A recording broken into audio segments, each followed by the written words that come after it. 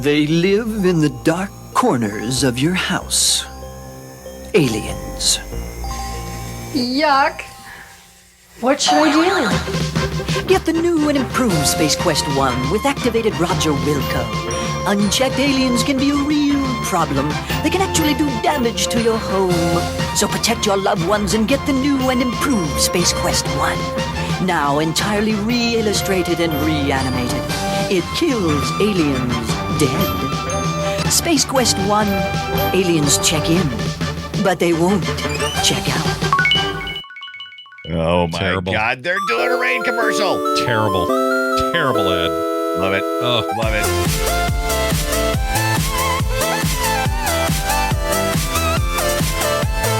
Hey everybody, welcome back to Play Retro. This is Play Retro, where we talk about old-ass video games. I'm one of your hosts, Scott Johnson, and I love space. I love space so much, I am willing to do just about anything to get to space, in video game form anyway. Hell, I'll even go back 30-plus years if I have to, just to find out some of the humor and mechanics sort of suck. But whatever, it's space, and we have a quest! We do, Johnny, and I'm your other host, Brian Dunaway, and I'm about to text parse my way out of this dead-end janitor job in space and become the hero of the galaxy. Here we go. Type go left. You did. No, forgot to save F5. Freaking 5. Yeah. Could you just hand me my broom so I can accept my mediocre. What's that now? Could you could you F5 back then? Is that a thing you could do? Oh yeah, you could totally F5. I don't remember that. That's cool. I thought it was later. If you read the okay, so if you played Space Quest this past week using the version 2.2, you can definitely F5. Version 1, where you could type in Ken. Get it, Sierra people? You know who Ken is.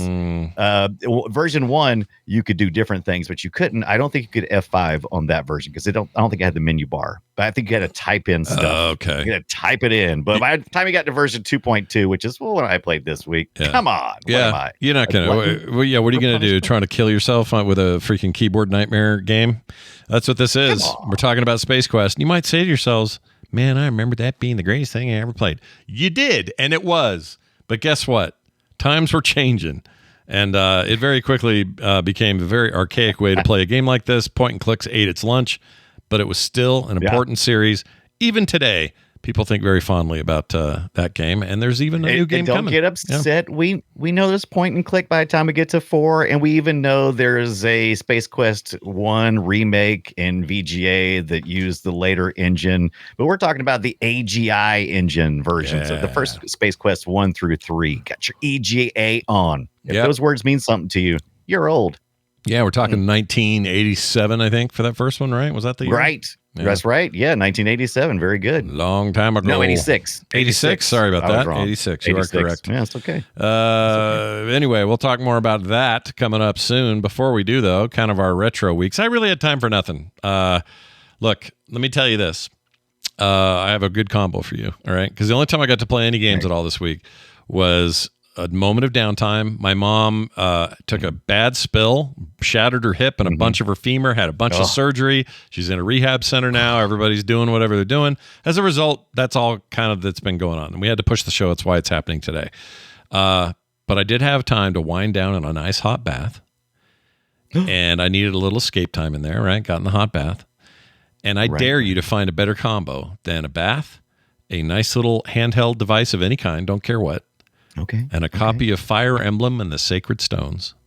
There's no better. That's a good one. No better treatment for what ails you than that combo. It's fantastic. We touched on Fire Emblem and the Sacred Stones in an episode earlier in the series, and we need to get back to that. Now that you said you were taking an ice bath and jumped into a hot bath. No ice baths. No, I don't do that. Those are for weirdos.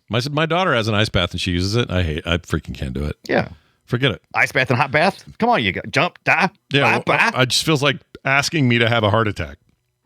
You know, like, hey, Scott, you want to test your constitution? Right. Jump in this cold ice and then jump into this hot water. How you feel? Like, I'm sure it'd be fine, but I can't do that. I can't do it. Forget it. It's not happening. I know as often as I fear every time I get into a tub, I don't don't get many tub baths. Most of them are showers. Get in and out. Very rare. But when I do occasionally get a chance to, lay in the tub with a handheld, I always had the fear that I'm going to drop it in the water. I have yet to ever do that, though. I'm always very careful in there. I don't know what it is. I got the grip strength that kicks in or something, and I never drop. Yeah, I do too, man. I'm like, must hold on tightly. Yeah, never let go. I'll do that with my iPad too. But like sometimes, one time I forgot I had earbuds in, and I laid back a little weird. I didn't go underwater. I just laid my neck back a little bit, and one of the earbuds just popped out and went flunk right into the water. Took me forever to find it, so I'm like, scrambling to find the damn thing. Got it out, dried it out, let it sit for a few days, fired it up, worked great until it didn't. So that was great. Yeah. I say that I do like you said, you do the death grip when you're in the tub. But with that being said, I'm always the person who makes things worse. So like, when you drop something, you could just drop it and it just falls to the floor. And, sure. You pick it up. Yeah. I'm not that person. I always try to hacky sack it and end up making it way worse. Yeah. Very rarely. Once in a while, you can hacky sack things to safety, but it is not the prominent way things go ever. No, that is not yes, exactly. And this morning I was trying to take my medicine, and I had my medicine in one hand and I had opened it. It was singular, by the way, allergies. Yeah. And I had a whole new bottle, and I picked one out and I stuck it in my mouth, and I went to go grab my water, and I almost dropped my water in my left hand, had the pills in my right hand, and I went, huh! And I grabbed it and blue. Yep. Everywhere. Yep. Pills everywhere. Yep. Now pets are allergy free because they found your pills and they're eating and I just dropped the water bottle. What would have been the worst that happened? Yeah, it wouldn't have been that big a deal. I've done this before with my like a pair of glasses that fell off the back of my head or something. I forgot I had them up there, and I've saved them before with this method. But glasses are different. They're not round and heavy. They are a kind of thing that will kind of straddle your foot if you hold it up in the right way. So I've done that, but I don't recommend it for phones. Never works. You might break, might break the serious fall though if you do your foot. So even if you don't catch your phone and you're on a hard like cement surface outside somewhere at you're at the fair and you go, I dropped my phone. Then if you hit it with your foot, at least as a small bump, you've been like one of those balconies in the Indiana Jones movie where he slows him down so he won't die, but he rips through it. It's like that. Yeah. Momentum killer. Yeah. I'm kidding. Is there a term for that? Like I don't know what that is. Compensated overcorrection or something? Is there like a universal term? Because it's also do the same thing with doors. Like if I go to shut it and I kind of miss the door, I'll end up like slamming it instead. It's like my body just convulses and goes raw. Yeah, sometimes you just overextend. Yeah, it's good when it's good strength and instinct when you're trying to save your kids from falling off of stuff. And I think that's what that still is. We're just not using it right later. Our kids grow up. I was always catching my kids with my foot. It's like, oh, we're at the fair. Ah! Yeah, you're always like, you stick your foot out and block them from things, stuff like that. They fall off a bed and you just twist in unnatural ways. Doing that? Yeah, I quit doing that now because they're all too old now. Yeah. But anyway. Kick them in the back of the head is all that happens anyway. But we still have the instinct is the point, right? We still do it. Yeah, we still got it. Yeah, so, it still stinks. Got to go somewhere. And in Brian's case, it went somewhere all over the floor. Well, anyway, we're going to talk more about this game coming up. Oh, I didn't hear about your stuff. What have you been doing? Oh, the Flippy Drive. Get an update on the Flippy Drive. What's going on? I finally got the Flippy Drive. So I ordered this last year. The pre-orders finally got shipped. What's a Flippy Drive? It is a device, a solderless solution. You don't have to solder anything. You put that right in your GameCube. It's a Flippy Drive. About $40 or so, I think.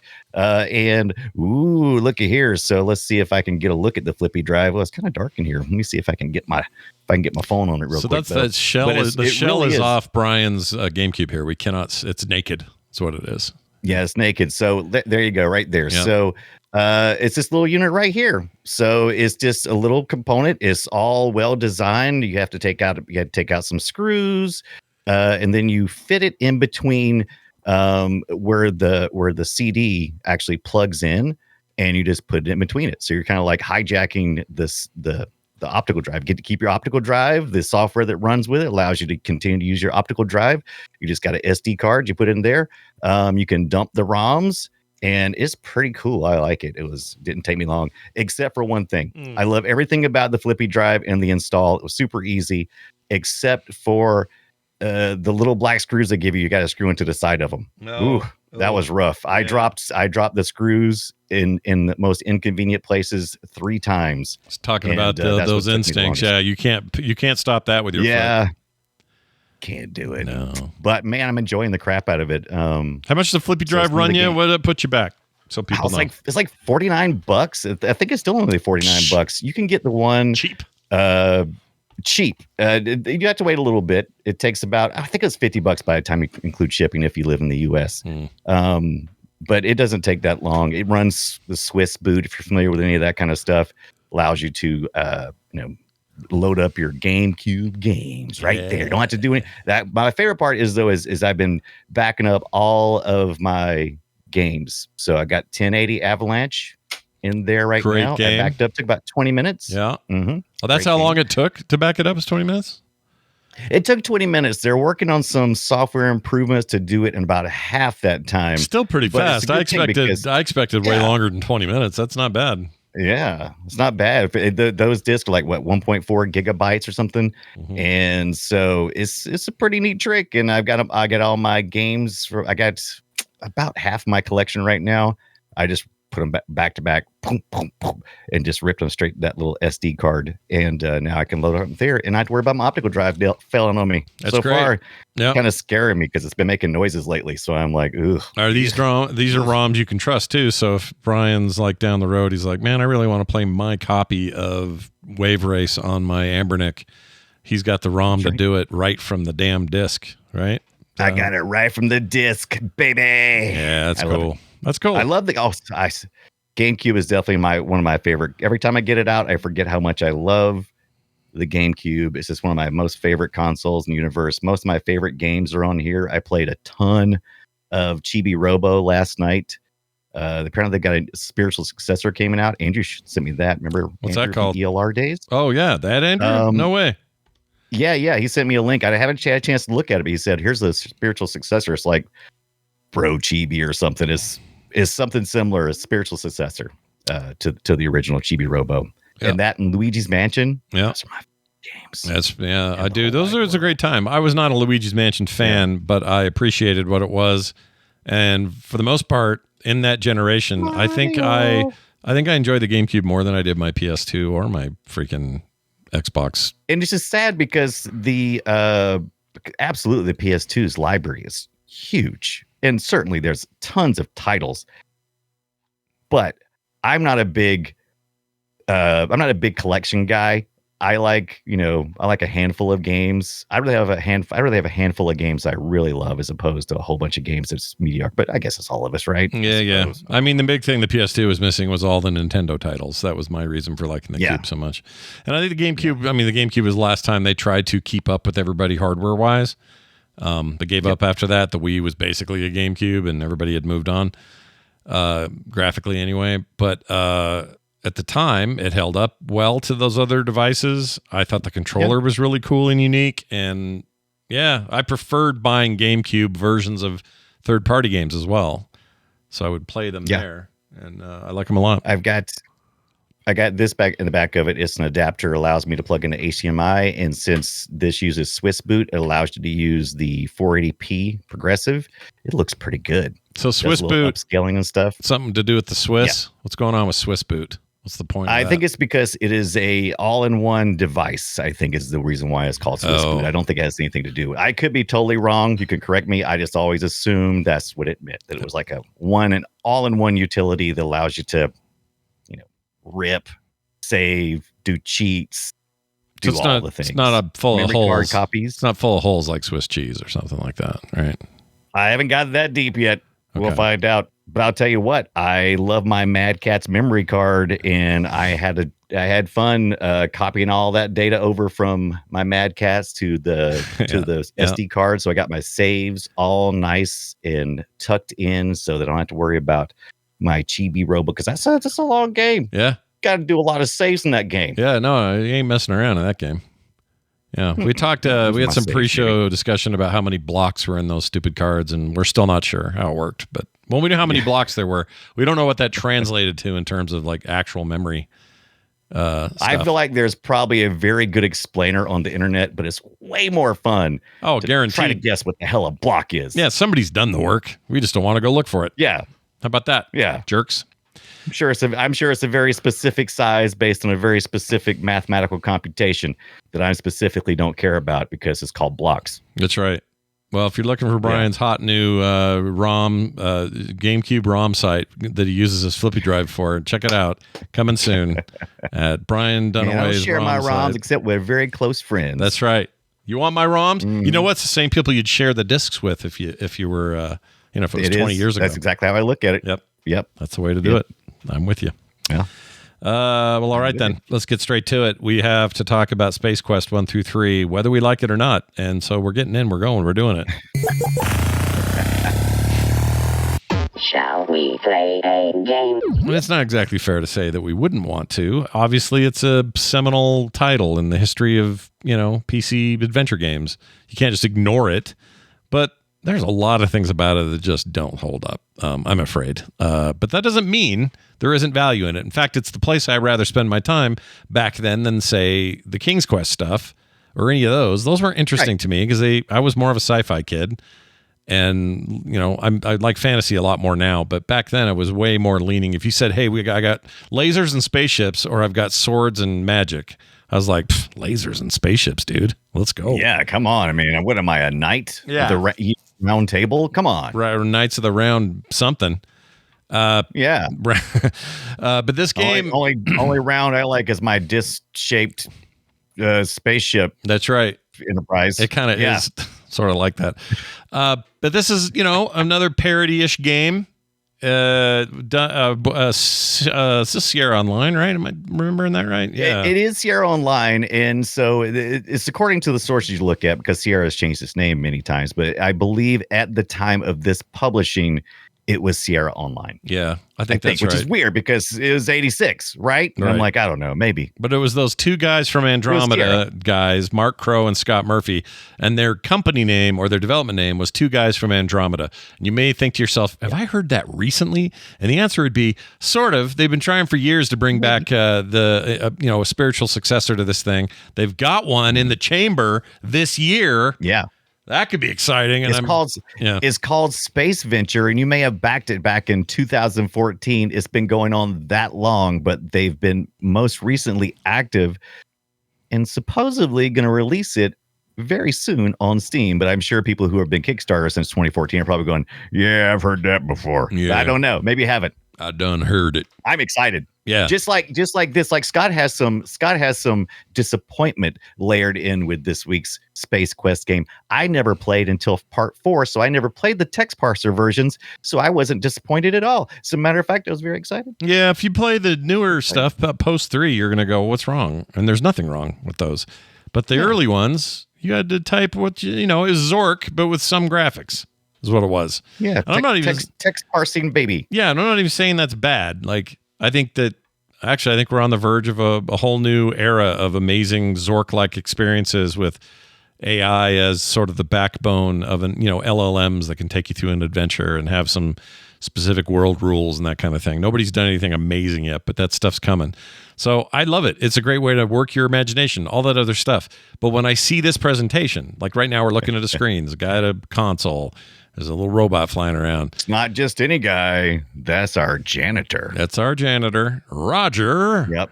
Wilco. Roger Wilco. Yeah. That's right. I hear you and I will comply. Yeah. Roger Wilco, that whole thing. Right. But anyway, he's running around doing stuff.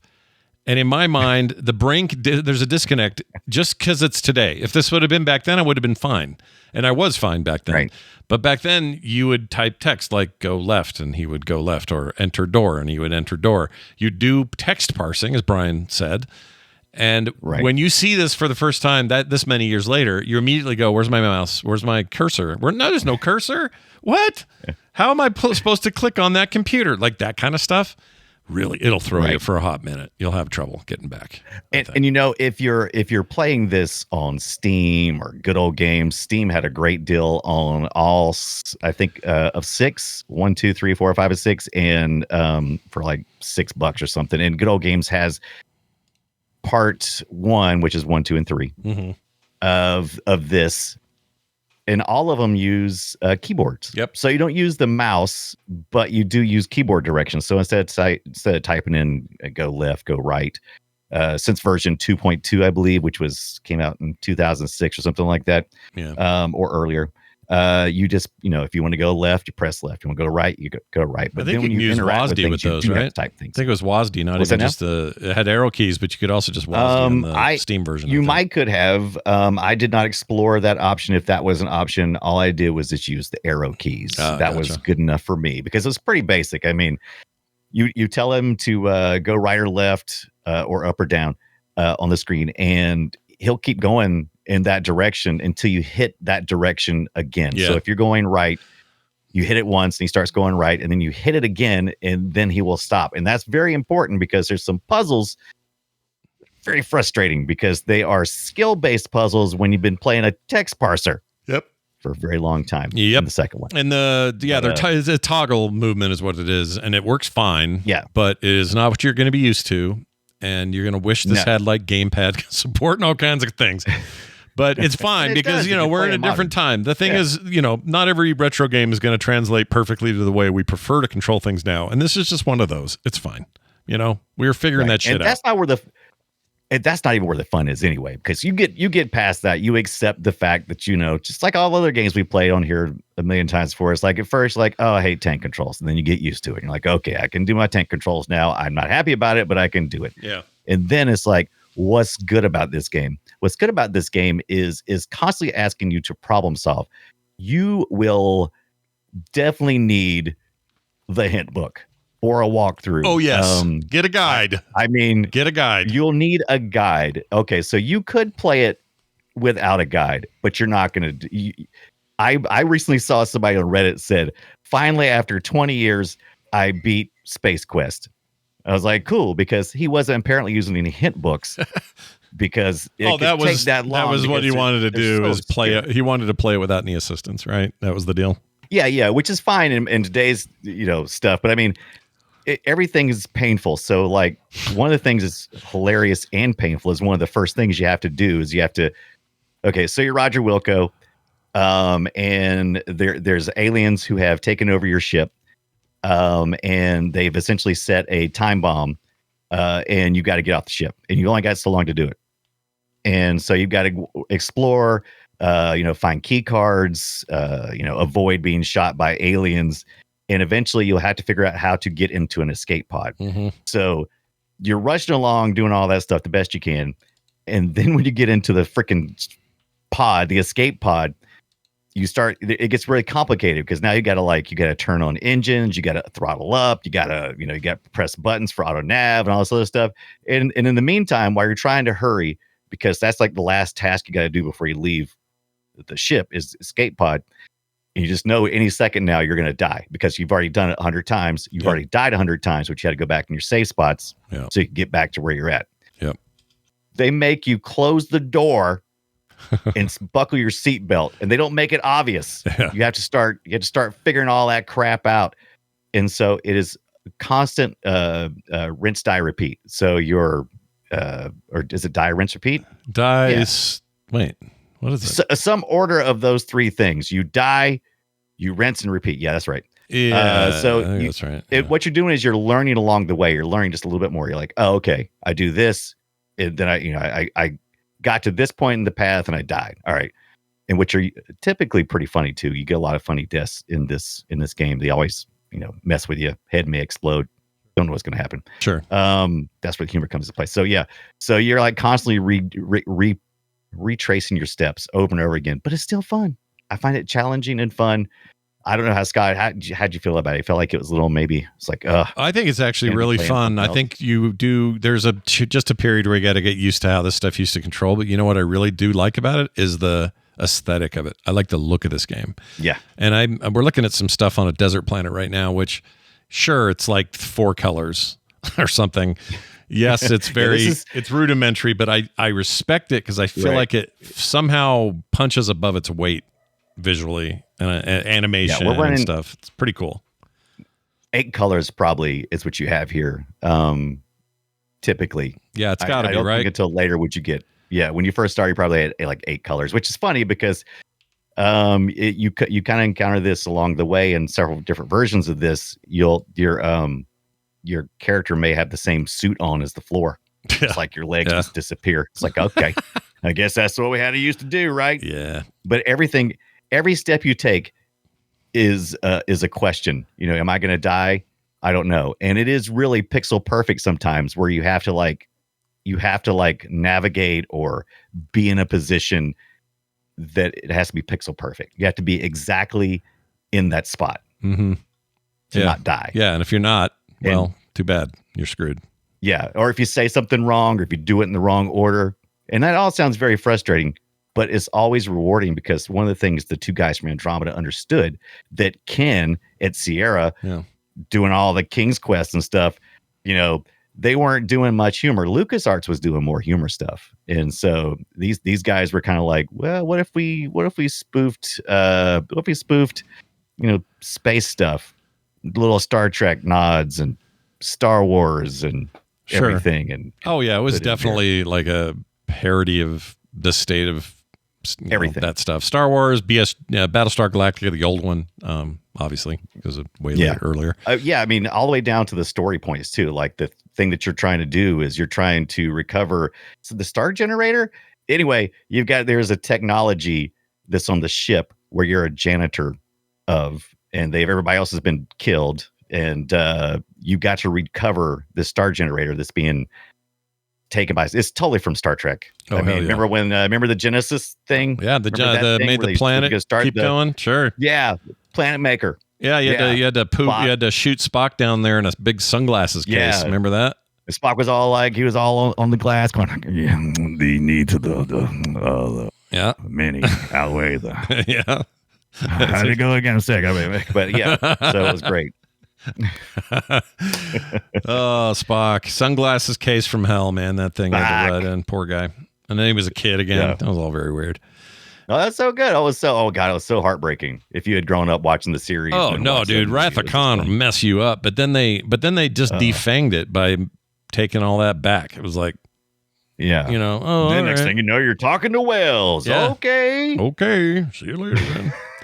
But you see why you see just from our short discussion how many fun things could have come up while developing a sci-fi pretty much untouched at this point in Sierra's history, any sci-fi stuff. So they had a fertile ground. It's a good point. I don't think I can't think of anything up to that point, right? They've done stuff since, but I think this is it. Yeah, not to the depth of almost parody they were doing here. So they were just having a good time. Yeah. This was the salad days for Crowe and Scott Murphy. This was the good times. Yeah. Bad times were to come. Bad times are coming here. Quick. Yeah. Yeah. I really appreciate the look of this. Look at that spider, dude. Freaking scary as shit. Look at that. It is so scary. It is amazing how this simple game looks like it was drawn with the most rudimentary just with a little. How'd they even do that stuff back then? Like how were they drawing pixel imagery? It was math, it was right? 86, so they probably had some tools. I mean, I assume they did, but I always my understanding is back in those early days you had to programmatically do it. So it was like X is this position, Y is this position. All right, that's the color we're choosing from this hex grid, whatever. Now it's applied to that one spot. That was very true for 8-bit computer development, like a couple of years prior to this. But by the time I got to 86, I think we were seeing some stuff where people were using tools to interface with the computer. It looks more hand-drawn than a lot of the other stuff. I mean, it still looks rudimentary, but it might be why I like it. It might be the look of it has like maybe they had better tools than the King's Quest games, for example. Those did not to me. Yeah. Those look like shit kind of now. I'm not saying they're not good games. I'm saying they just kind of look bad. This looks cool. Like, look at this. Look at that cracked bridge. You're going to break that shit. Careful. Oh! It almost broke. And you will break that crap because you can get yourself into a situation. You can't walk over that bridge, I think, like 3 times or something. So you better make sure you've done all the things you want to do over there. And this is a point-based game as well. So, like, it'll tell you at the top of the screen, this is version 2.2, I believe, the one we're looking at, because there was no bar at the top of the screen in version 1 where you could type in Ken and he would show up. It was hilarious. Apparently, I didn't get to see it. Apparently, it was hilarious. Ken was very upset about that and said, "Get it out of there! I don't want to see that crap." And so they immediately released version 1.2. But then later on with Tutu, which is the one I played, Tutu, I think I installed it from Tutu. I think I installed it from like the CD collection from 2006, which is the one I had.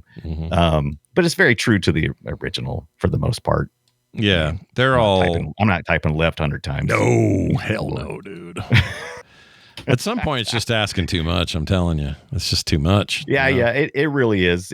It's fun for nostalgia purposes to do it a couple of times, but to really make this game playable in modern sense, I mean, you're definitely going to want at least basic functionality of being able to, go back and forth and toggle. Did we find out why they got so bunged up in development for this new game they're making, and why so many years and different funding and all that? Do we know what's going on? I have a theory. I can't tell you, but I have a theory because I didn't learn about space venture until the very end of my Space Quest research. And it sounded like that they kind of had a bad end as a partnership, and so they were able to forget that. And in 2014, 2015, something like that, they were able to get back together because they realized those are good days.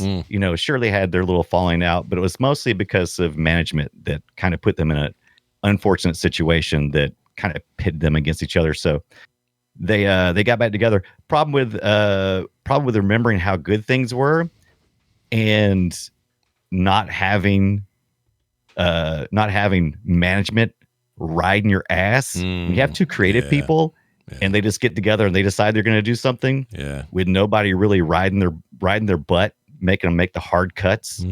You can get kind of languishy, you can kind of like feature creep, fall in love with your own things. Yeah. And you just kind of, that's my theory. I don't know if that's a factor. I feel like that's, I just feel like their personalities. I think that's probably, there's something to that. Now, you and I both know Chris Pope, who's a longtime member of the community. Chris Pope. He's working with those guys, and I think we're trying to work out details, but I think I'm going to get to interview him and talk about the state of that thing. So we'll know more about that soon, but I'm excited because I want to know what some modern ideas are. What are you going to apply to this? What are the challenges? I'm assuming a big challenge here is to be funny, Right. It's a parody. Right. You're not trying to be some super serious sci-fi drama. You're trying to be funny. That's hard. Yeah, and you gotta imagine that this script they probably wrote dates back. I mean, we've had a lot of changes since 2014 when they first originally kicked this off, and had game engine changes. That's one of the delays they did run into was the game engine they were using was kind of outdated, so they had to redo it. Started so over, that was another couple of years right there. You got a lot of your assets. Maybe you can transfer some of them, but who knows? But those are kind of hard cuts that somebody at the top would go, nope. we're just we're rolling it out in version 1.5. We'll come back and do something. But I'm interested because they're definitely going to be using more of I'm assuming they're using more of a point and click type adventure, which is more like the part 4, 5, and 6, as opposed to what this one was called, which is the AGI. Yeah. Which, by the way, you can develop games in AGI now. There's Adventure Game Interpreter. It's like kind of like having Scum, where you can just go work with it. Yeah, right? Yeah. That's cool. I wouldn't run this in Scum too, by the way. Really? You could run this in Scum. That's cool. You could run it in Scum. Yeah, is Scum is taken all text parsing adventures and said, welcome in. Welcome to Scum. We'll find a way to make you work. Come to Scum, they say. Come to Scum. It's amazing, boy. But yeah, I didn't realize how important hint books were until this game. It's everything in this game. This game needs it. You can't play it without it. I'm telling you. You can't play it without it. You're wasting your time. I love digging through the packaging. My original packaging, I got mine secondhand, and so I didn't have all the manual and everything in it. Didn't have little cards and everything, but I was able to look at some of the stuff online, well preserved. And you could order like a hint book for $7.99. So you get the game $30, then $7.99 you get a hint book. Hint book comes with those things I kind of totally forgotten about. Do you remember those little cards? So you get a book, and the book would be like regular text like you normally read, but then there'd be like blocks of red, and then you would get a card like a little window in it with like a red film on it, and you would place that over top of the red section, and you could read. You could read what was up behind it. That was important. It's a little decoder thing, a little fake thing. Yeah. They used to put it with like Cracker Jacks and stuff. You could pull those out and do little decoder things with them. Same idea, right? And that was one solution. Before then was invisible ink, but I think all the ones I saw came with the little window. And the reason why I had a small window is because they gave you hints and tips on how to use the hint book. You would go down one at a time. So you would start at the top of a section. So they would present the problem to you that you were probably going to run into. And then you would go underneath there, and it would give you a very light hint. And then you would scroll and you go down a little bit more, and it'd give you a little more information. And so that the trick basically is to figure out the solution with as few hints as possible. That's the way they recommend you use the hint book. Yeah. Not me. I will always go straight down to the bottom. What the hell is going on? Oh yeah, I'm not gonna. I mean, I understand the game. What am I? The gamification of it is almost like board game thinking, and it worked. It was good. It was fun. But I'm not. I don't play like that now. I need to. Yeah, I don't play like that. I'm not doing this. It really kind of ticked me off because they tried to bring the humor to the hint book as well. And so like the first hint was always like, "Are you sure?" And it's like, dude, really? Yeah, I'm sure. Yeah. I paid $7.99 for the hint book, right? Yeah, you paid for it. You may as well. Yeah, you may as well. Tell me the answers. I'm a janitor in space. Look at this scene. It's very Tatooine. You know, most it's very Tatooine. We've got an homage here to the Han shot first in the canteen. The canteen in Mos Eisley. The cantina. Mos Eisley. There you go. You nailed it. Yeah, it's never been a more scum. Oh my gosh! And they have the Blues Brothers playing on the stage. I forgot about that. They got the Blues Brothers playing on stage. Any chance to give any type of humor, they were always looking. I think the style, like I'm saying about these characters, I actually think it works and holds up, and the new one ought to use this style. I don't have a problem with it. Like you can still, I buy a lot of games that do this sort of thing. Like new games have embraced this old ass, 16-bit or less computer style. I'm in. Right. I'm in on this. I like it a lot. It's hilarious. I mean, when you look at it and you have these goofy little characters, they got these goofy little walks, and it just puts you in a place of this game doesn't take itself too serious, right? Yeah. So it also just really tweaks your imagination. If you can just forget about all the cool advancements we've seen since then, and just really sink yourself into the feel of this, it does a really good job of creating that world. It's fun. I like it. And if you had to play this, this came out on like the PC, the Amiga.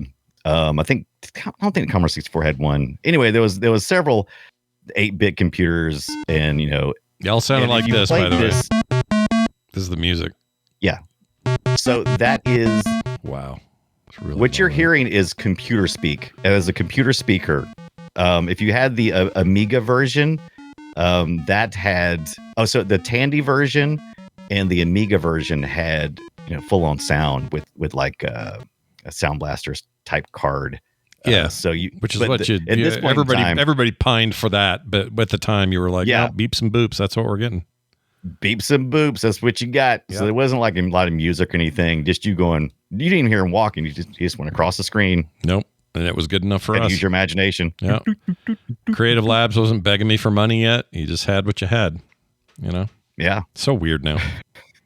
Isn't it weird now? But you get three voice playback on the PC Junior and the Tandy 1000. That's true.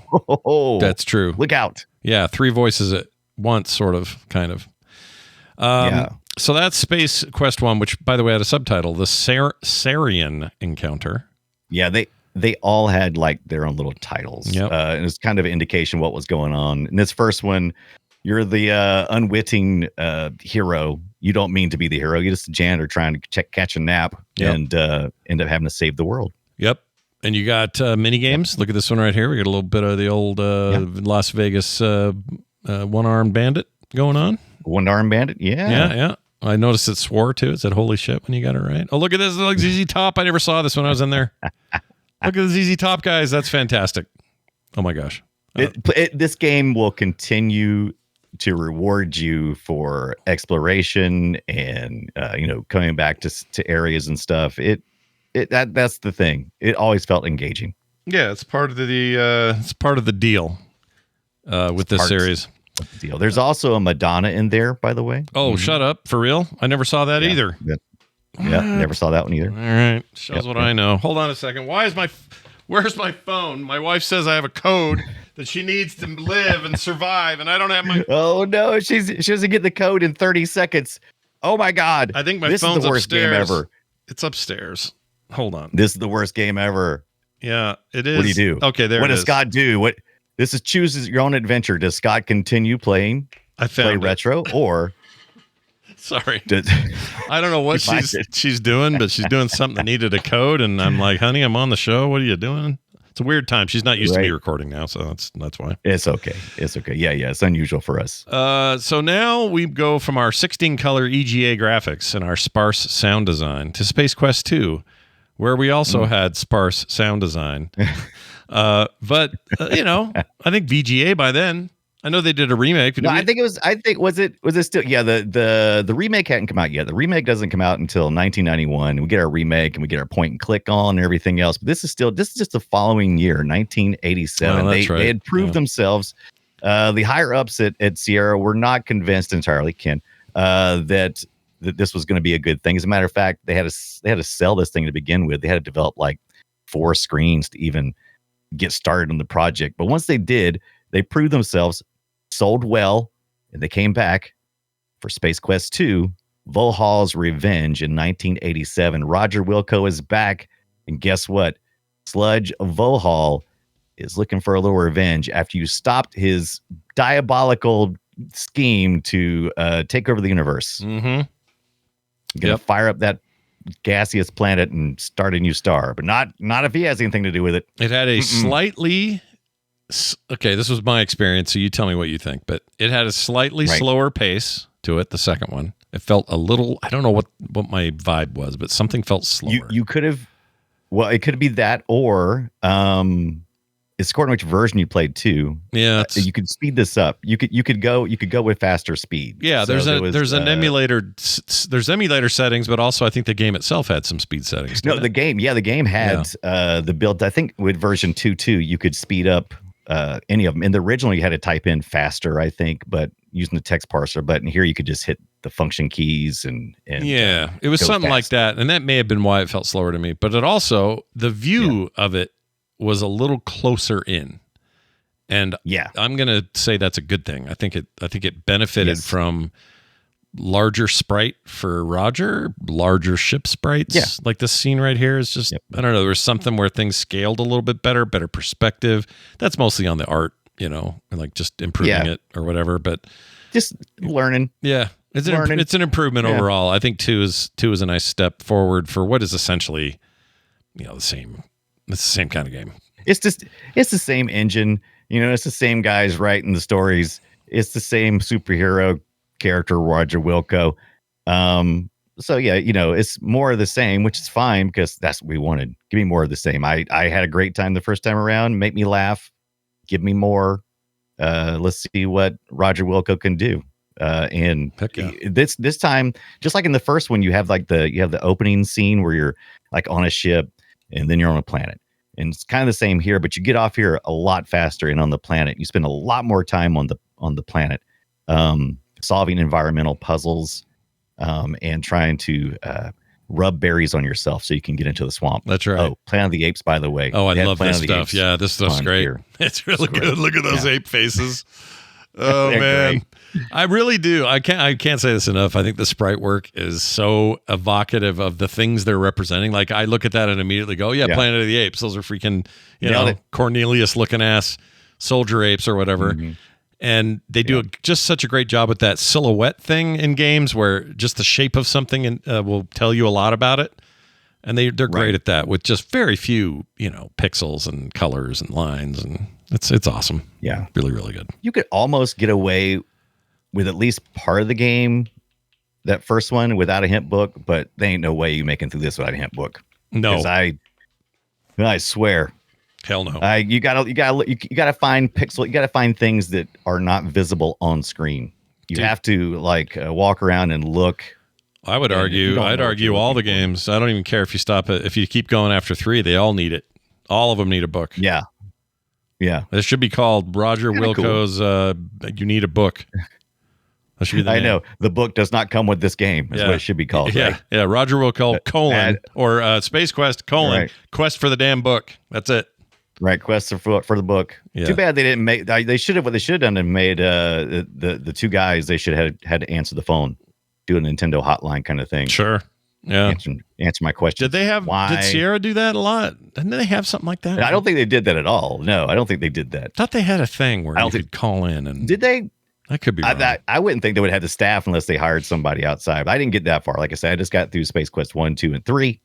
And I didn't play that many Sierra games back in the day. So everything that I've learned has been through this show right here. And it may have been later. Yeah. I mean, if you remember famously, Sierra was the company that first published Half-Life when it came out. Valve wasn't self-publishing. So, it may have been then where they had some number. I just, at some point, they had an 800 number or maybe even a toll line that I could call and say, I need help with whatever, Rise of the Middle Kingdom or whatever. Yeah. I feel like they were making the most profit off their hint books.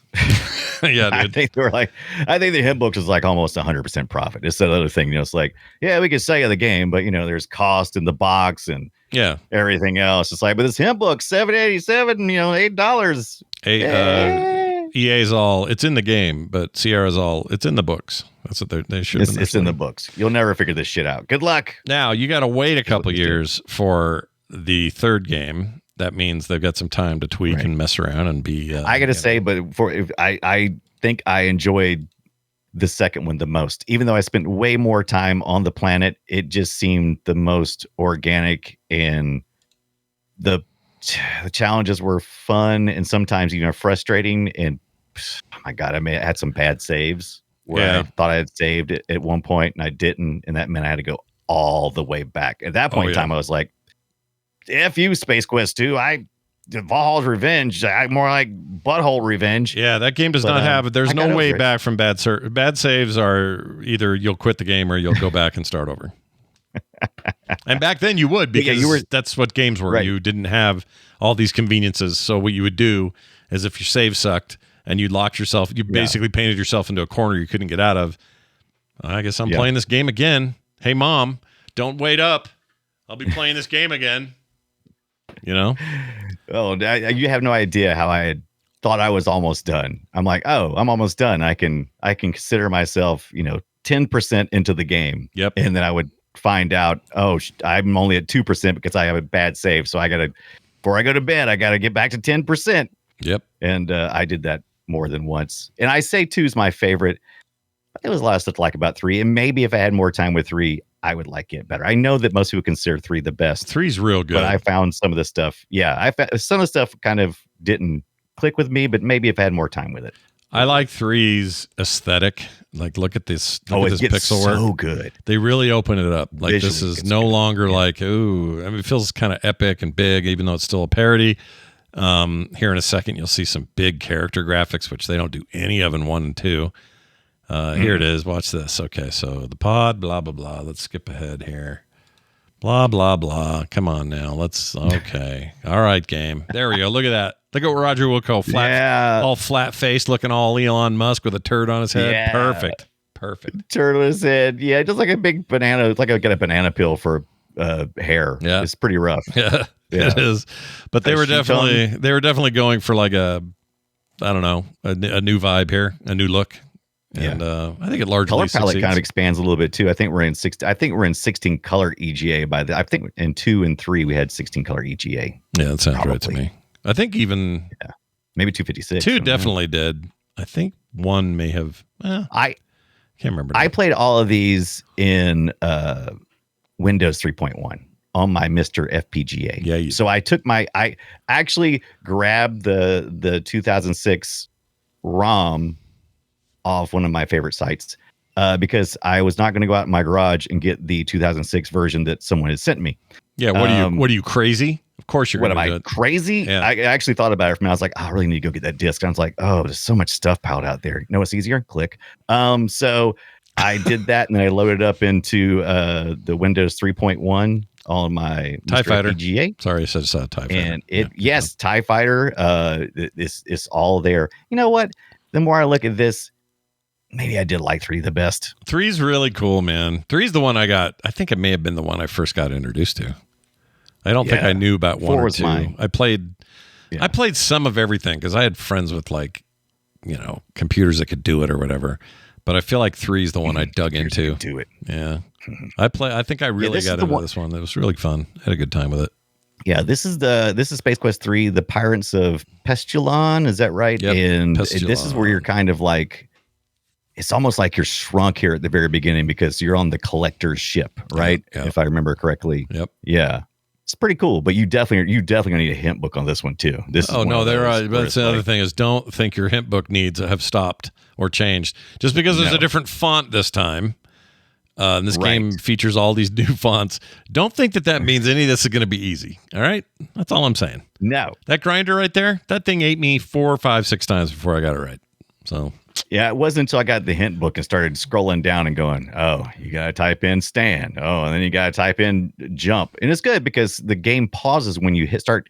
So in this version, you just, as soon as you start typing anything on the keyboard, it pauses the action on screen while you type in the text parser. So here you would, when you get to the top of a little bucket that raises you up to a platform that this slowly taking you into something to grind you up, you have to quickly type in stand and then jump. But you got to know to do that. Yeah, how would you know? There's no tutorial about that.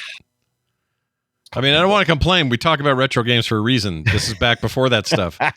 But this thing really throws your nuts in a twist when you hit these things. I love it though. I complain and it's kludgy, and modern life says that I'm too busy and there's too many things vying for my attention to find pleasure in the mundane. But back in 89, sign me up. Plus, look at this shit. The whole weekend. Guy. Look at that. Trying to figure it out. Yeah, that's that cyborg looking dude is so. It's rad. That is.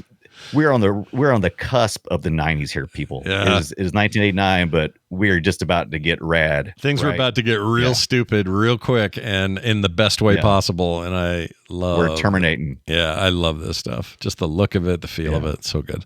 Terminator was, I guess that was 84. So that was a ways ago. Yeah. Oh, yeah. This might even been inspired by Terminator 2, right? Terminator 2 came out in 91, 92? Is that right? 91. That sounds wrong. You're a liar. Let me get that. Just kidding. Terminator I don't know. 2. You may be right. I'll tell you real quick because I can't remember either. It was 1991. So yeah, it was a little later. But oh wow, see, yeah, maybe Terminator. Maybe Terminator 2 is inspired. Maybe James Cameron's like, man, I love me some Space Quest. I'm gonna take some ideas. It's brilliant. I love it. I mean, I just love how they just never quit on these purples and blues and greens that they had in this game. They kept that stuff. Look at that. Look at the guy. Look at him. It's so good. Yeah. Oh, this 3's great, dude. I'm telling you right now, 3's the jam. 3's the one to play. I think I remember why I was having trouble.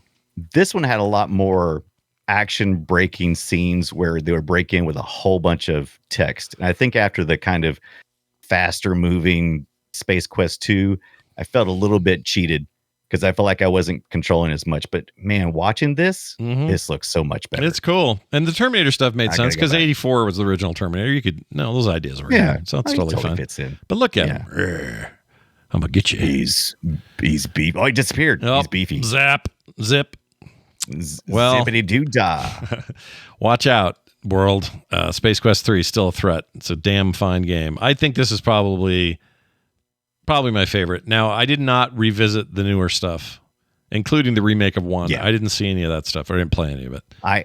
I did play a little bit. What'd you think of the remake, unintentionally, actually, because I didn't understand what was on my collection. Because I was like, because I bought the one on Steam and I downloaded it, and that was the one I originally just copied over, and it was actually all funky on me. So I was like, okay, I need to get the CD. But anyway, I played the VGA remake. Start with, and I was like, oh, I don't remember it being this advanced. I thought it looked a lot more, arcane than the than 4, but. Then I started doing some reading. I was like, oh, okay. So, yeah, they really remade it. It's VGA. It's got all the colors, 256 color graphics. It looks really... Does it look good? It looks good. It does look good. You know what? I'm going to go, it looks good. You know what? It's it looks all right. It looks fine. It looks good. And it's pretty much the same game, same puzzles, but you have they're using the SGI engine now, like you would see in all the starting with King's Quest 4 and in Space Quest 4, where you do more pointing and clicking. You have a little icon that pops up with your eye, your hand, and you kind of cycle through them and to kind of click on the screen to decide what you're going to do. And that's basically all this has as well. Writing was on the wall. Pretty much everything's original. That point and click writing was on the wall. Yeah. They were going to have to do that. If they don't do it really that, is a better game mechanic. I mean, oh hell yeah, yeah. Don't you think? I think so. Just much better. It's just how about not a better game mechanic, but a better user better interface. Better user experience, and that's clear. It's clear because that's where everybody went. Like it's not like they were the only game series to change. In fact, I think they changed in reaction to others doing that. But yeah, point and click, baby. Mice were coming along. We had to go that way. That was the deal. Yeah.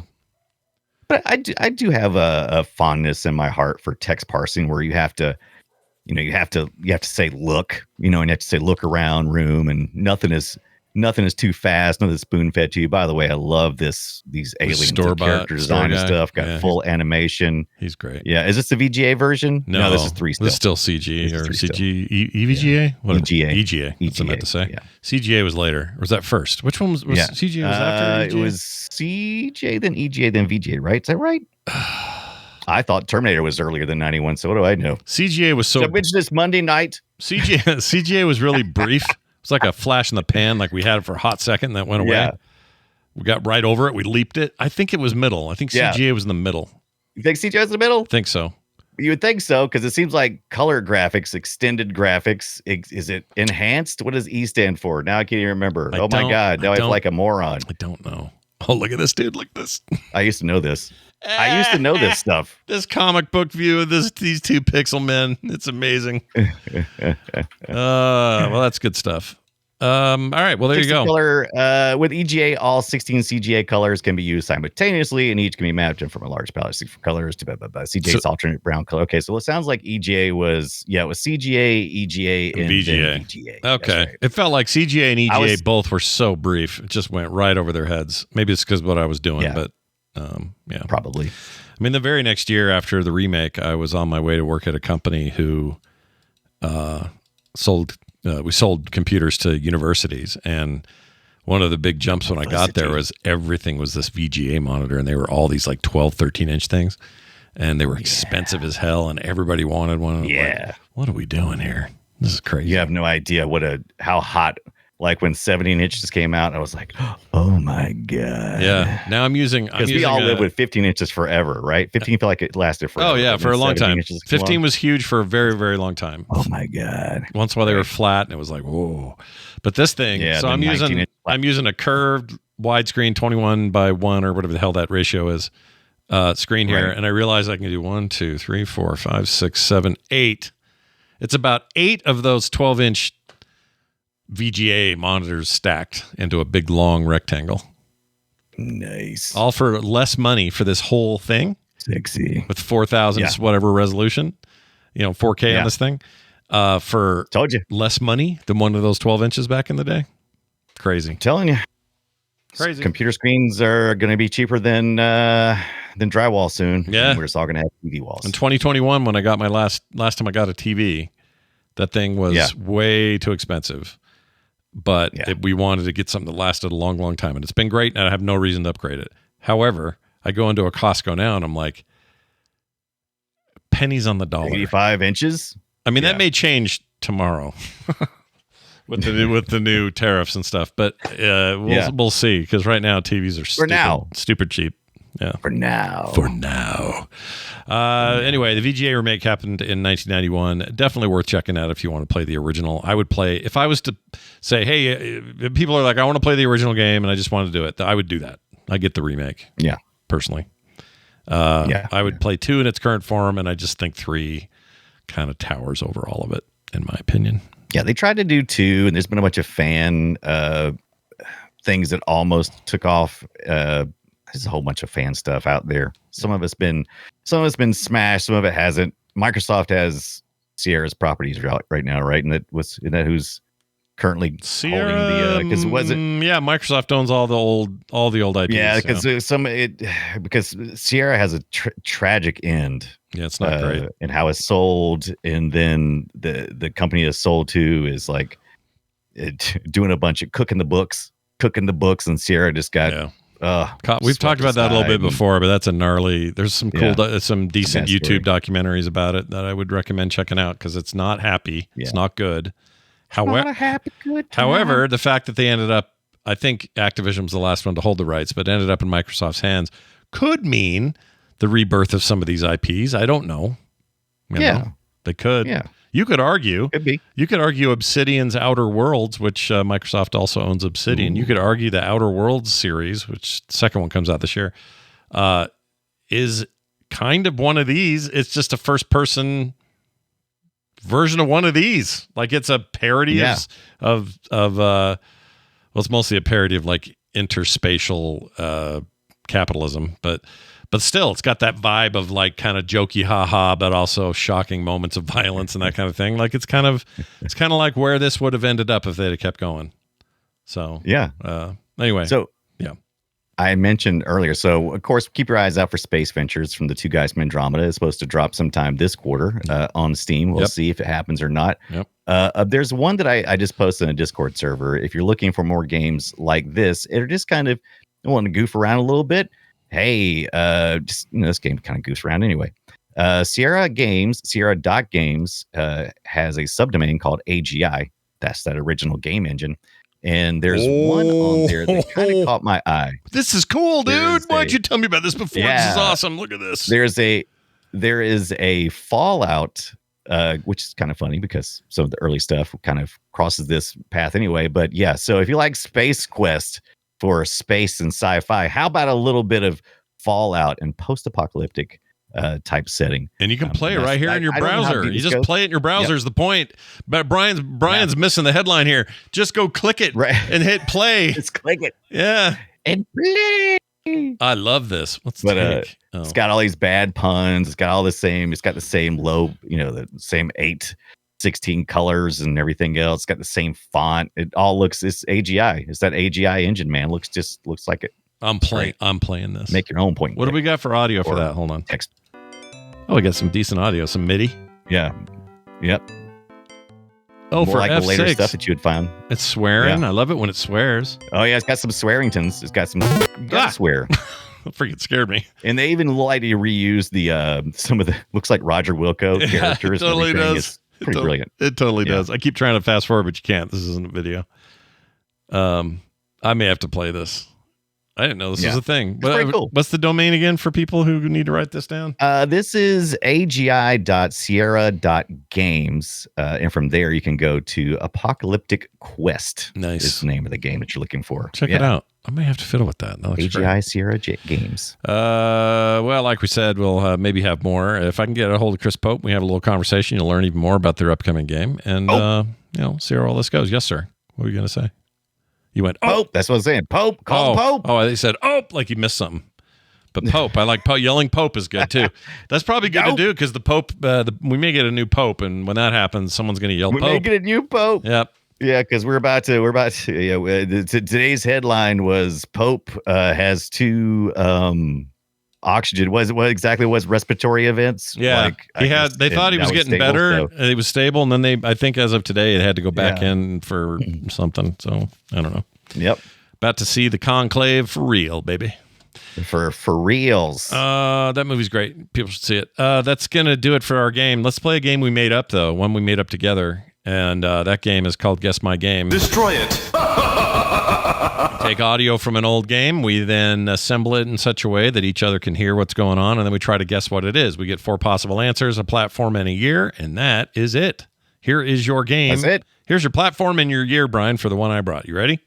Ooh, okay, give me. Here we go. Arcade, 1987. We're in the same era here as our game today. So Arcade, 1987. Here is your game.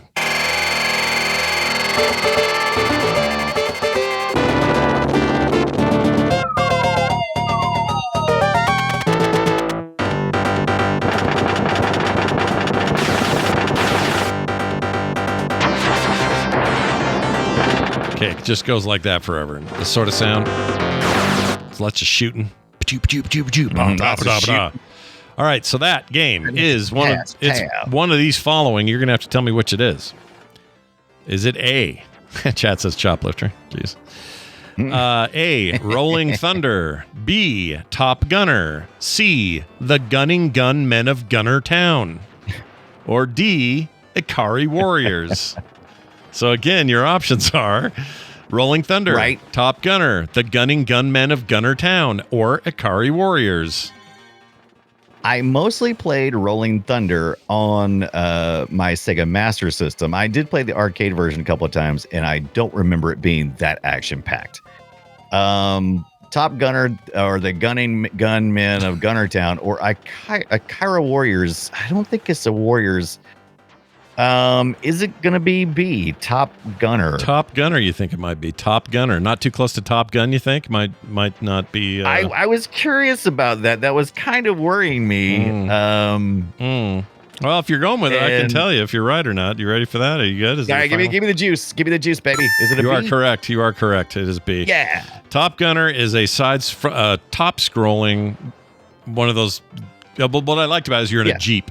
So you're firing a regular gun in the Jeep, but then you have a guy in the back seat who occasionally will lob a grenade, and you can upgrade those grenades and the machine gun. It's an awesome game, dude. Top Gunner. I do remember these. Freaking love that game.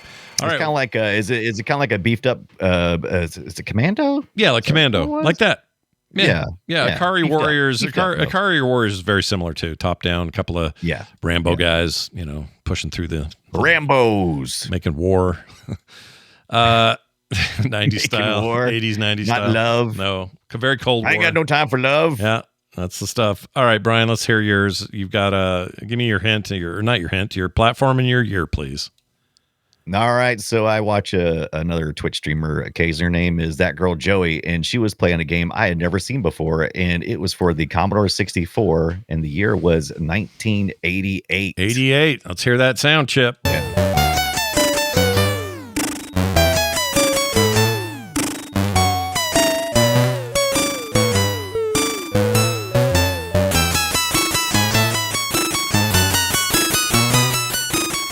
Damn. Hold on, let me skip out around over there. All right. Personally, I think this slaps. I love it. It's pretty good. I like it. All right. What are my options? What do you got? All right, Commodore 64, 1988. Here are your options. Is it A, Dizzy? These are all real games, by the way. A, Dizzy. B, Pac-Land. C, Zach McCracken and the Alien Mindbenders. Or D, Chubby Gristle. Chubby Gristle, baby. Chubby Gristle. I love that name, whether it's real or not. I freaking love it. These are all real games, though, you say. Right? These are all real games. All right. I can eliminate B because Pac-Land has a very specific soundtrack. That is not it. This is better than that, but that is not the Pac-Land soundtrack. Dizzy? I don't know what Dizzy is. Zach McCracken and the Alien Mindbenders. Well, this is one of those we're going to have to choose what I want it to be. All right. Because I don't know Choose enough. I'm going to say D, Chubby Gristle. Scott says give him the D, and I'm glad to give him the D because it is Chubby Gristle. It really is? I just wanted it to on be. On the ZX Spectrum in the Commodore 64, it is Chubby Gristle. Oh my gosh. It is a hodgepodge of platforming and just that wonderful off-key tune that I that you. I love. So look at that. Look at this. Look at this little guy. Is that Chubby Gristle jumping? Is that him? Of course, he's the chubby gristlist. Is he is he made of something? Has he got gristle in him? Gristle. Okay. Gristle. This looks like fun, dude. This looks like a fun. This reminds me of Hard Hat Mac. I was getting a vibe. That's a good comparison. It's kind of like those. There was a time when there were these weird platformers that just it was like, well, is there going to be a theme to your game? Yeah, flashing sprites. Yep, that's of it. all kinds. Yep, that's floating it. heads, Stuff to go grab, blob. ladders to climb, and then nonsense. You're Yeah. This is 100% correct. I love this stage shit. by stage. Big fan of this Yeah. stuff. This looks awesome. Love the style of this. Look at the weird I love the style. I love the music. single colors for each sprite. It's weird. Yep. Very ZX. I meant to go back and look, but it looks to me like it was originally made for the ZX Spectrum because a lot of the games look like that, and then maybe ported to the Commodore 64. I'm not sure about that, but That's freaking wild, man. I enjoy it. Chubby Gristle. It's fantastic. All right. Well, I Gristle. win today, and so do you. We did. both won. Look at that. Yep. Nobody lost today. That's the important thing to remember. I'd like to welcome We're something winners. to retro because something got old, and we're going to play this now. So here you go. Welcome to Welcome to wrestling. Welcome to Retro Ford Racing 3, March 1st, 2005. Yeah, that's right. From the Model T to the 2005 Mustang GT. Featured a variety of vehicles from the Ford manufacturer. Jump behind the wheel of your favorite car and then test your driving skills on challenging courses, including raceway, rally, and off-road competitions. You can unlock more tracks and vehicles in single-player races, or you can race against your friends online and in multiplayer modes. Yeah, look at that. Ford Racing 3 finally made it to 20 years. And oddly, I had also spent a good bit. There was several that were turning this week, and I picked this one because I had forgotten that Ford used to give away driving simulators. Oh. So you would go in and they would give you the driving simulator and you could load it up on disc and basically test drive a car in the most rudimentary test drive possible. Yep. It was kind of lame. awful. Kind of but lame and kinda awful. great. It's not great, but Yeah. Love it. But this is the real deal. This is Ford Racing. This is good stuff. yeah, this is a real game. deal. And I remember it was a big deal for a while where the different car manufacturers were starting to get into video games where the games Viper were Racing, Yeah. Dodge. Oh, I love the Dodge. VW thing on the N64. I was a big fan of that. What was that called? Shit, I love that game. VW. I can't even remember the name, but it was all bugs. It was all Beatles. Yeah. And Is that a Microsoft thing? no, right? I don't think so. Beatlemania. No, that's not. No, Nintendo. That's great. Nintendo. It was a Nintendo only thing, and no other console had it. It was so good though. Freaking love it. Right. Yeah. Look at this thing. Driving this truck. You're driving through town. This looks like freaking Chernobyl. Where the hell are you? Yeah, I don't know, but I love it. Driving your little Ford truck, your Ford pickup truck. If you were a Chevy guy, you'd be like, get this crap out of my house. Yeah, it's some bullshit. Anyway, welcome to Retro Ford Racing Where's 3. Calvin at? It's nice to have you. Yeah, where the hell's Calvin? Calvin needs to be pissing on that bow tie right there is what needs to happen. All right. Well, on that note, Welcome to the treasure room. that's right. Ways to contact us. There's a few, but the one I want to tell you about the most today is voicecast.app/playretro. And the reason I want you to use that is they just introduced text to the mix. So you not only can you go there and do a voicemail real easy and real quick, but you can also go there and write a quick like you would do an email or a text. You just send that instead. It's got that option. It's really great, and I love it. That just launched this week, so brand new feature there. But if you want to keep using it for voice stuff, that's fine too. It's free. It doesn't mean you don't have to sign up for anything. You just go, you use it, you're done. And we're going to hear this one from Gabe, who has this to say. This is Gabe, and this is about a retro game. I just saw a picture of a Discworld point-and-click game, and I'm a big Discworld head. And so I was wondering if any of you have played the Discworld point-and-click games. Are they worth it? And where can I get my sticky Discworld hands on them? Because I was not able to find them on Steam, but maybe I missed it. Okay, take care. Love them all. 10 hands. Go. Oh, hands. 10 hams. That's a core reference. Oh, I know. I got it. Gabe's awesome. Yeah. Terry Pratchett's Discworld series, and I've briefly looked at the point and click, but I think I had to find. I think that one was abandoned. I can see that on Abandonware or Archive or someplace. We can't tell exactly where to get them at because I don't know if you can purchase this. Probably gonna have to get it in a tricky way, eBay somewhere. or if it's even available. It was published by Psygnosis originally. There is some video on YouTube for it and stuff, but it's I found it. Let's see. It's based on Terry Pratchett's novel, same names. Players assume the role of Rincewind the Wizard. Was it Rince? Yeah, Rince. Mm-hmm. Voiced by Eric Idle.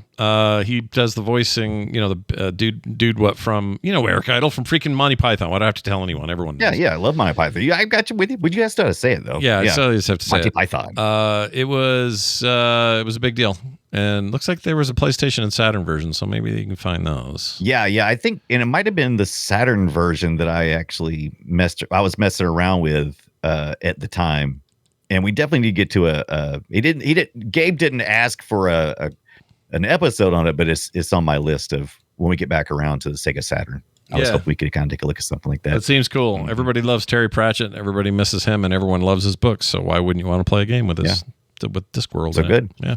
The Discworld's amazing. Yeah, it is. It's huge and crazy, and I can't believe how much stuff there is. It's insane. I don't know where to start. Here's another one we got from Jamie, and this is all about a little bit of follow-up on the pole position thing. Hey, Play Retro, it's Jamie. So listen to your episode on pole position, and I can't help but think when you were playing that incredible audio, when you can't really make out what the hell they're saying, that totally reminds me of I think it's the teacher from Charlie Brown, when you can barely make it out. Womp, womp, womp, womp, womp. Like, I would want you to play the pole position audio and then play the Charlie Brown audio back to back. There's a lot of similarities there. Anyways, love the show. Thanks, man. So I found a little bit of that. Hold on. I don't have the comparison because I threw that other one away, but let's see. Oh no, you threw away pole, but it's like the best paired to qualify. That's like the best thing ever. Are you talking about the one when you talked about you qualified, now time to race? Yeah, whatever the hell she says. I barely understand what the hell she's saying. But here's the Charlie Brown thing.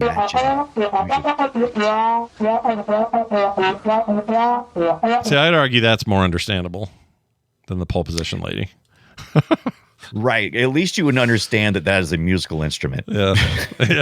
Yeah. At least I know that's a trumpet or something. Voice. Yeah, exactly. Yeah. But you're not wrong, Jamie. That is a good observation. I would love somebody to superimpose that on top of a pole position starting prepared to qualify. I see all caps Claire's in the chat saying that Rob Brydon is in that Discworld thing. So Discworld, yeah. I don't know who Rob Brydon is. Probably somebody British or somewhere over there. I don't know. Remember, maybe he's Irish. I don't know. Over there. But when all caps Claire talks, we listen. Yeah. All right. He's the guy. He's that guy. Yeah. He's that dude. You know him. He's your friend, your pal. That guy. Yeah, he's pretty pal. I don't know who he is.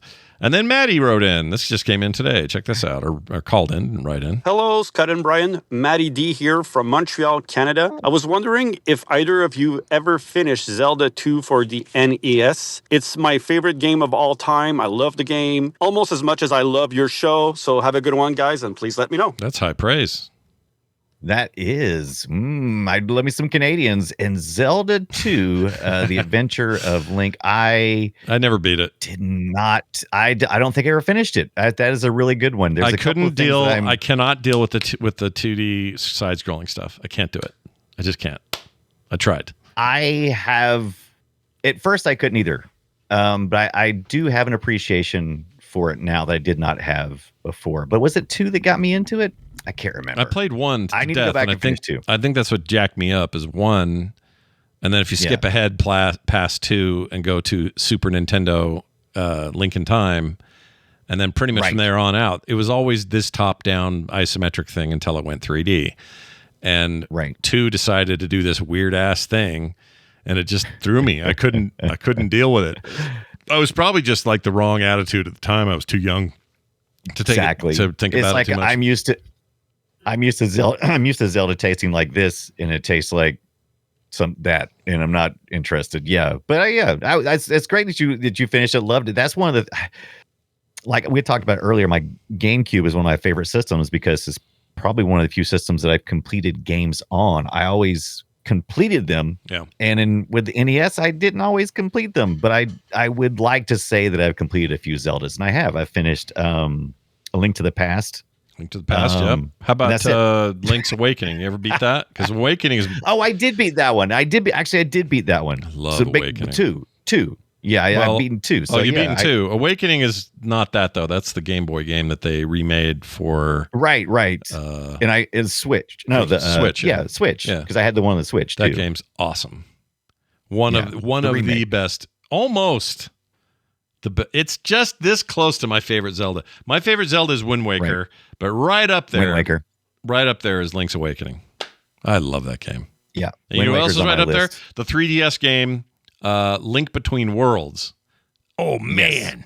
Oh, I oddly like Majora's Mask. I know I'm gonna kill you. A lot of people hate it. I'm gonna have to kill you. I know a lot of people hate it.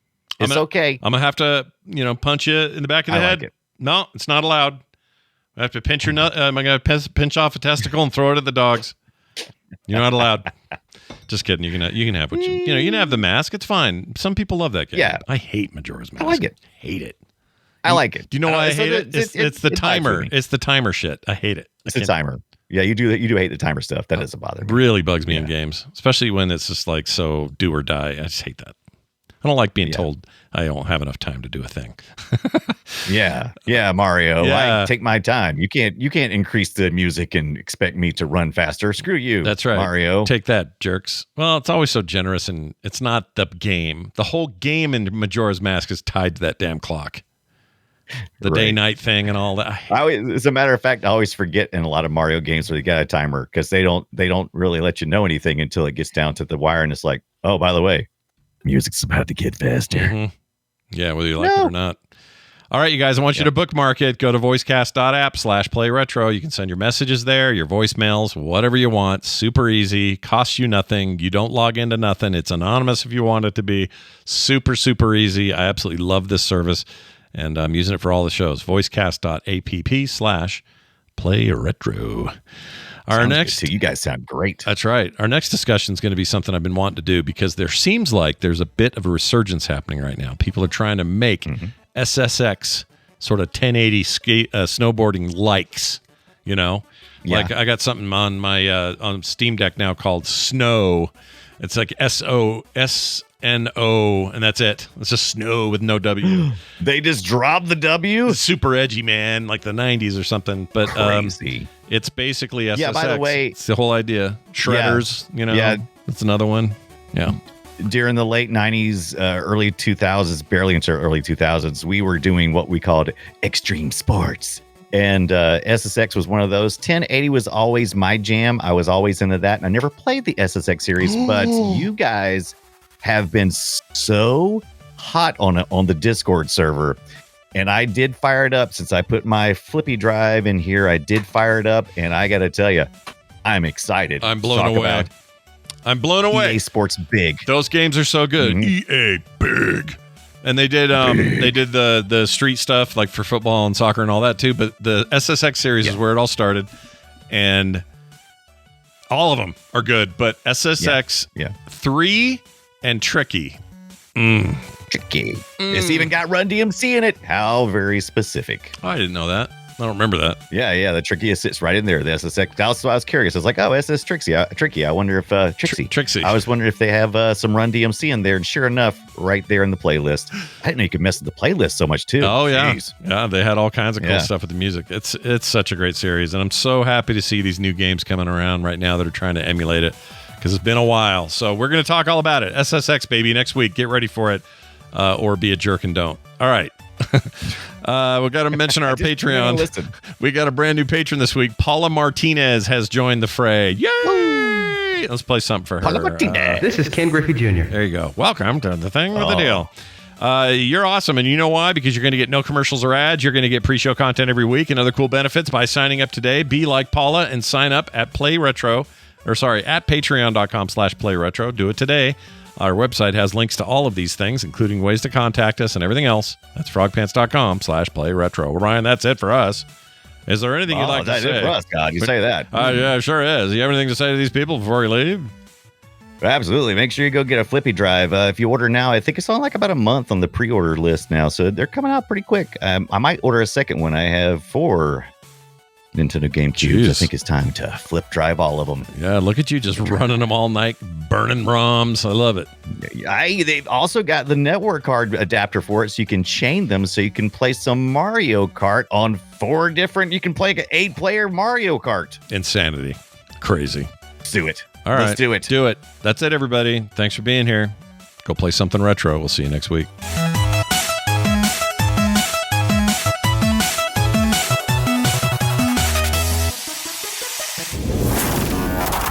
Hello, I'm a tailor, and your pant size is frog. You're always welcome at frogpants.com.